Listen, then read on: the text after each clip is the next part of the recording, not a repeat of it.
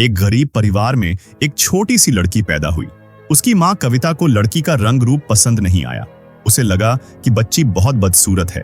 गुस्से और मजबूरी में आकर कविता ने अपनी ही बेटी को कूड़े के डिब्बे में छोड़ दिया।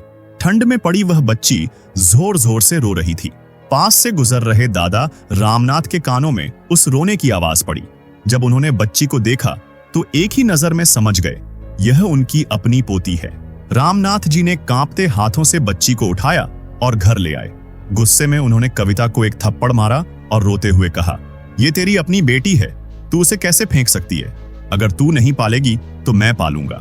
कविता को अपनी गलती का एहसास हुआ, लेकिन घर की हालत बहुत खराब थी।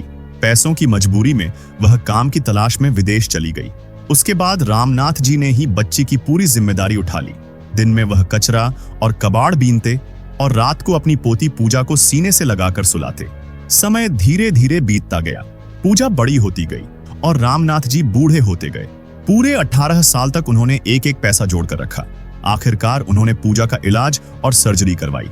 वक्त ने करवट ली। वही पूजा अब एक सुंदर लड़की बन चुकी थी।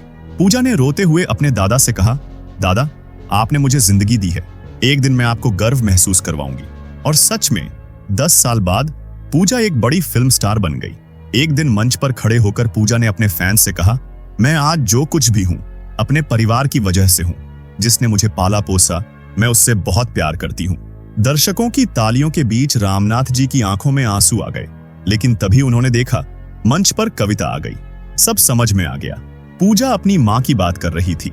रामनाथ जी वहीं खड़े खड़े सुन्न रह गए।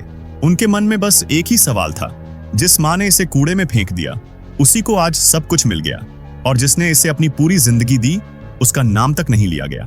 और रामनाथ की आंखों से चुपचाप आंसू बहने लगे।